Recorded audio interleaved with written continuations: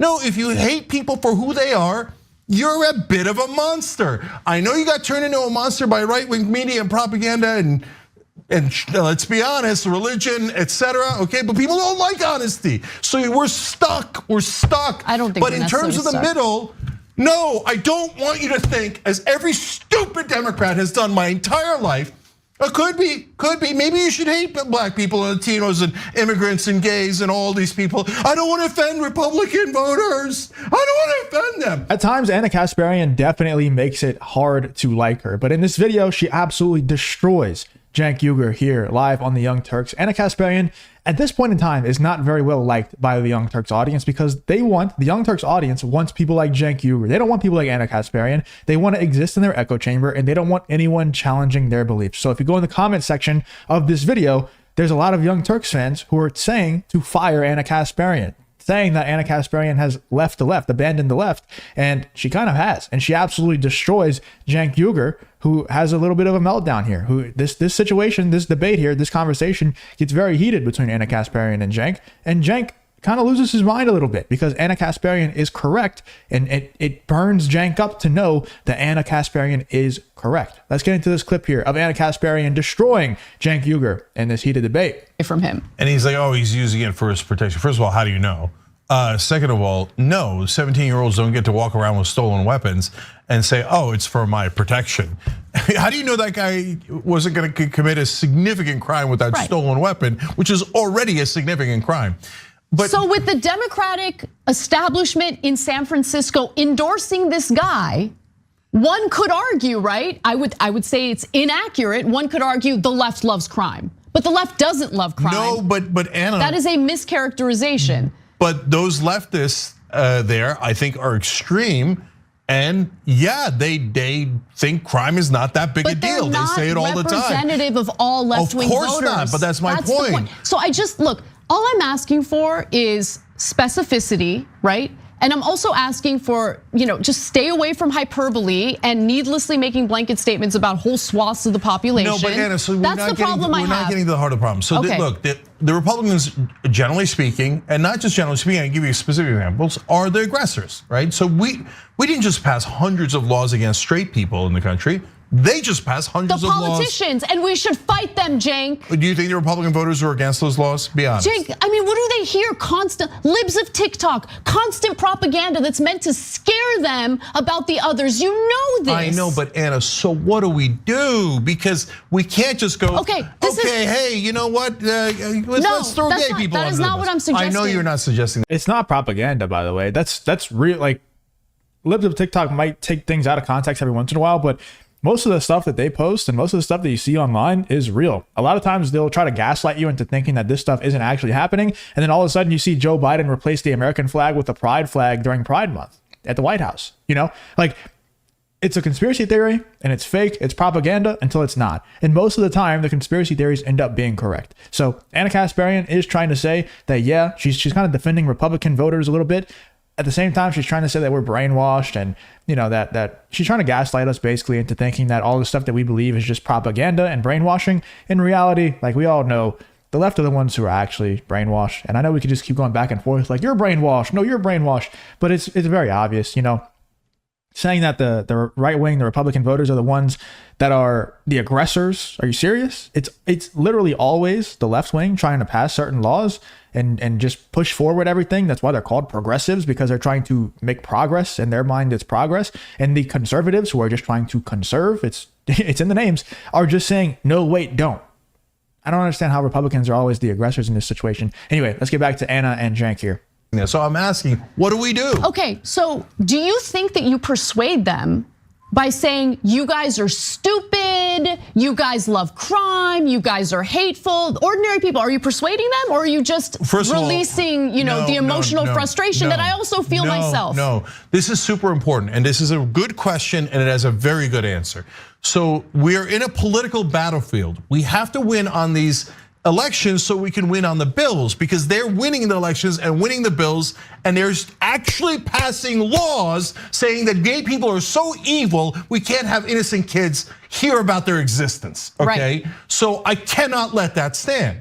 So how do you win? You win by winning the middle. the middle, okay? So that's why sometimes when the left goes extreme, that doesn't help winning the middle, okay? And it's, you have to look at the polling to see what people actually want. They defunded the police. You poll it in African-American neighborhoods and it polls terribly. Don't tell me that they want it when they don't want it. That's what you're talking about. And that's the elite saying, oh, this is what the people want. It's not true.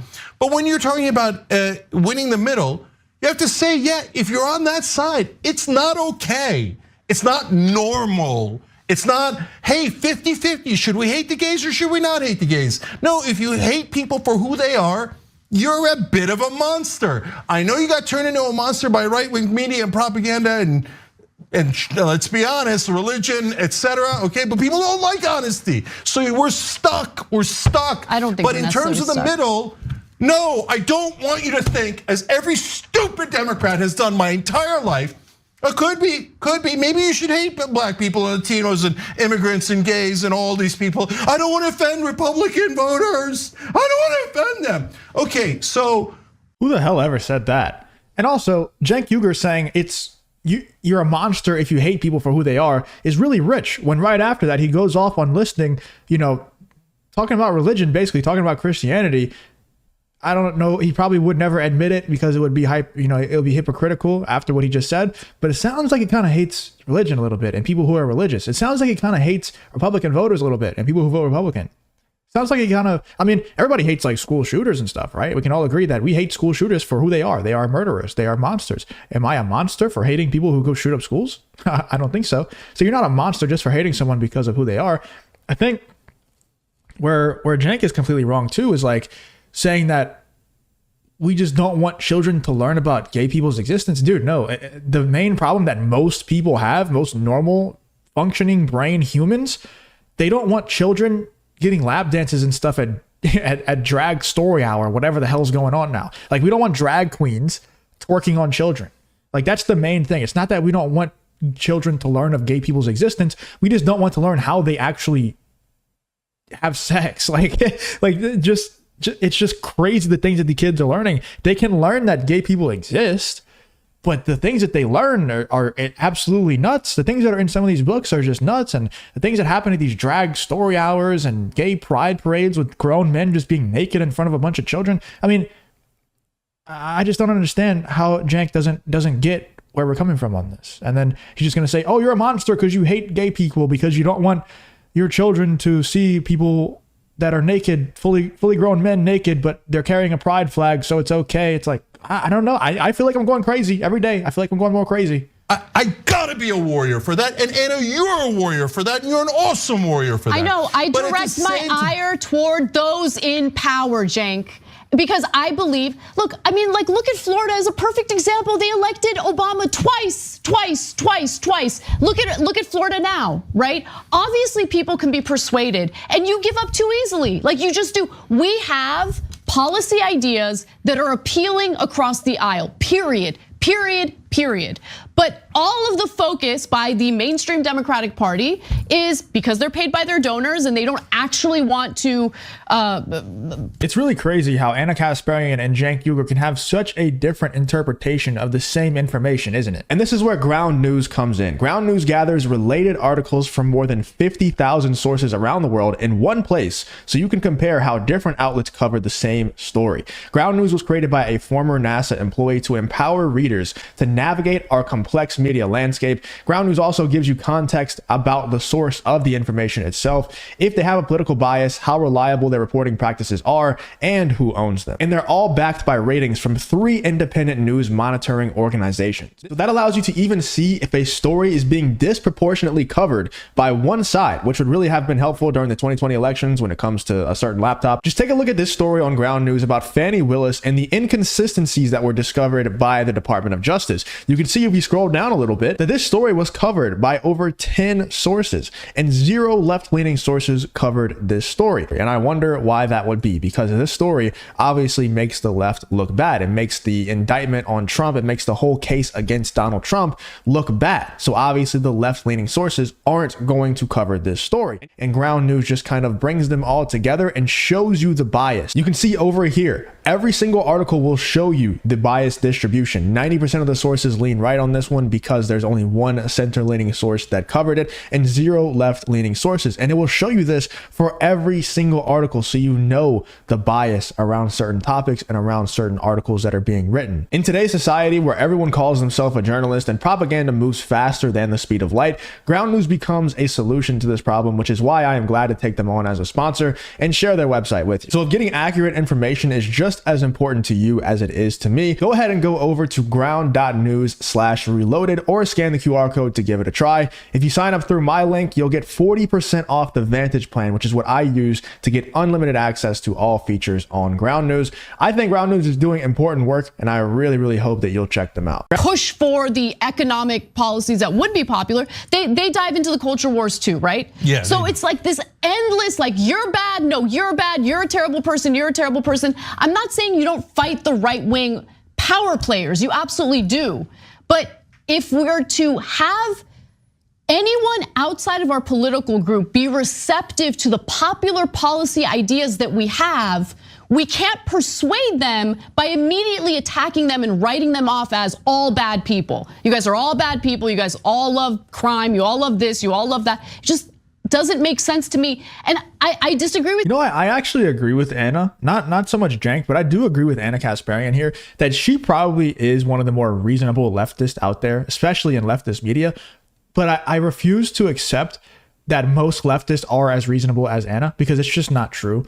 Because if Ana Kasparian is shown some of the clips that we see with grown men at pride parades fully naked in front of children, or, you know, drag queens twerking on children or having children twerk on them, whatever, stuff like that, Ana Kasparian is probably going to say, yeah, that's disgusting and probably shouldn't happen. But on Twitter and on social media, whenever any ordinary leftist is showing those things, they defend it. Because if you're not defending, if you're not going more and more woke every single day, then you get kicked out of the woke crowd. Like Joe Rogan or Russell Brand, for example. Joe Rogan's a perfect example because the guy is liberal on a lot of different issues, most issues, like when it comes to weed and all that stuff. He's very liberal, abortion, all those things. But because he's not going to the extremes of the woke crowd, because he's not, you know, pushing forward the woke agenda as much as everybody else is on that side, he gets kicked out, he gets shunned. And the same thing happened to Ana Kasparian. Like I said, the Young Turks fans hate Anna because she's not pushing that woke agenda, because she's pushing back on Cenk, who is pushing that woke agenda most of the time. But I do agree that she is probably one of the more reasonable leftists. Most leftists are not that reasonable and will defend the disgusting things that are happening out there. With your theory of change, the whole thing about winning over the middle, that is what elections have been about for decades. For decades. No, but they have a false middle. Their middle is, bipartisan compromise that we should give billions more to corporations, and that's the middle of the country. That ain't the middle of the country. The middle of the country is an average guy, an average woman working their ass off, barely making it, etc. Right? So I address the actual middle as opposed to the Democratic Party. Look, here's my solution. And this is what I've been doing to the best of my ability, and often very wrongly, I'm sure, right? But I play both defense and offense. So if you're gonna attack people, we're going to defend them, period, okay? At the same time, and this is what none of the rest of the Democratic Party do. Bernie does it a little bit, Justice Democrats do it a tiny bit, but if you enjoy content like this, then make sure you subscribe to the channel and turn on the notification bell. It really does help me out a ton. Let's get back to the video. But Justice Democrats do nothing. Tiny. Yeah. Okay, what you have to do is play offense on economic issues. Yes. Do you want higher wages, or do you want the Republican plan of lower wages? Do you want healthcare, or don't you want healthcare? For God's sake, this is the one thing Anna and I agree most on. Play offense on economic issues. And look, right wing, let me just say this. I don't mind if you hate me. I'm gonna fight you and you're gonna fight me, okay? On these culture war issues, it probably lasts the rest of our lifetime, okay? But can we just agree on things that are not culture war issues? Don't you want higher wages and healthcare? And I know some of you say, no, not if it means working with a lib. And by the way, some of us say, not if it means working with a bigot, a racist, a homophobe, etc., etc. So both sides fight the culture. Because that's what all Republicans are, by the way, and people like Cenk size, and that's why it's pointless to compromise with these people. Because if you're a Republican voter, you're a racist, a bigot, homophobe, everything under the sun, you are. Wars, either now or later, But you have to fight together on economic issues where the people at the top, the donors, are crushing the living crap out of both of us. Let's stop the robbery first, and then we can go back to fighting. How do you get people to work together when the beginning of that proposal is, we hate you guys, we think you're stupid, we think you love They criminals. hate us, you think they don't hate? Exactly. Anna just took the words out of my mouth. You literally just called every right-wing voter a racist, a sexist, a homophobe, every istophobe under the sun, and then you say, yeah, let's work together to take down the elites. No thanks, man. I don't think I'm gonna work together with you. You just said how horrible of a person I am. So no, I'm good. But I like how Anna, she is very reasonable on some of these topics. She goes definitely off the rails on some things, but whenever it comes to her versus Cenk, she's normally very reasonable, especially in comparison to Cenk Uygur. Let me know in the comments what you think about this heated debate between Ana Kasparian and Cenk Uygur on the Young Turks channel. Who do you think won? Do you think Cenk won? Do you think Anna won? Let me know in the comments. What do you guys think about this whole Anna versus Cenk debate?